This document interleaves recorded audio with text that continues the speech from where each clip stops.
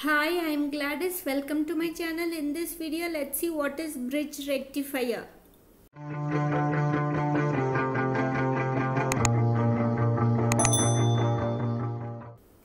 So what is bridge rectifier? Bridge rectifier is a type of full wave rectifier which uses 4 diodes and converts input alternating current into direct current efficiently. So the advantages of bridge rectifier over other rectifiers. Rectifiers are semiconductor devices which converts the alternating current into direct current. In half wave rectifier, only half cycle of the AC input is converted into DC and the other half is wasted. In center tapped full wave rectifier, both positive and negative cycle of AC is converted into DC, and with the help of capacitor filter, smooth DC output is obtained. But the drawback of center tapped full wave rectifier is the center tap transformer is costly. So to lower the cost, instead of center tap transformer, 4 diodes are used. This is called bridge rectifier. So this is the construction of bridge rectifier. So it consists of 4 diodes D1, D2, D3 and D4 and a load resistance. And AC is given across the terminal, AC input is given across the terminal A and B. And the DC output is obtained across C and D. So let's see about the working of bridge rectifier during positive half cycle. So during positive half cycle of the input alternating current, terminal A becomes positive and terminal B becomes negative. So the diode D1 and D3 are forward biased and the diodes D2 and D4 are reverse biased. So the direction of the current flow will be terminal A to D1 to D to RL to C and through D3 and then to the terminal B.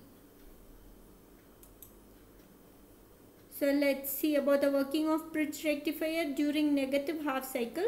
During negative half cycle of the input alternating current, the terminal B becomes positive and terminal A becomes negative. So the diode D1 and D3 are reverse biased and the diodes D2 and D4 are forward biased. So the direction of the current flow will be from B to D4 to D and to RL to C to D2 and to A.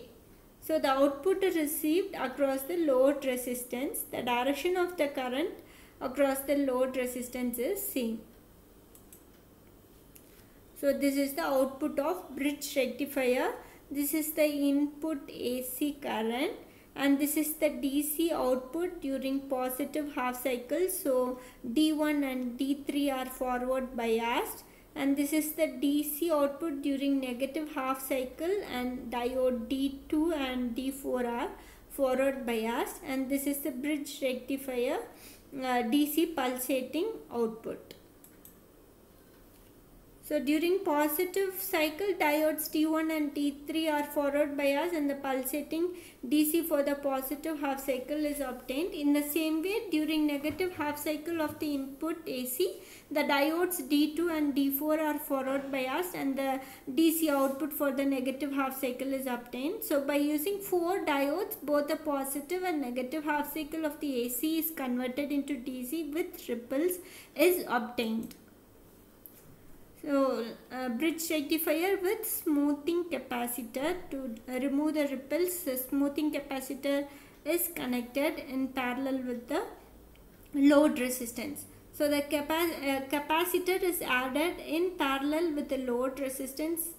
Initially the capacitor is uncharged, then slowly capacitor charges and attains maximum when the input voltage reaches its maximum. When the input voltage drops, the capacitor starts discharging very slowly and it does not discharges completely. Again it starts charging. So this is the output of bridge rectifier with smoothing capacitor. So this is the AC input and this is the DC output, and this is the capacitor output. So initially it is uncharged, so when the DC output is maximum, capacitor is fully charged, and when the DC output drops down, the capacitor starts discharging, but it does not discharge completely. Again it starts charging again. So by using soothing capacitor, unnecessary ripples can be removed from the generated output. So thus pure DC output is obtained. So the advantages are, there is no need of center tapped transformer. Output terminal is not grounded. It is used in high voltage applications. It is less costly than other full wave rectifiers. Disadvantages are poor voltage regulation. It needs 4 diodes. Internal resistance voltage drop is high. Applications are, it is because of its low cost, it is widely used in power supply circuits, used in electric welding, used in modulation of radio signals. So thank you for watching. If you like the video, please like, share and subscribe.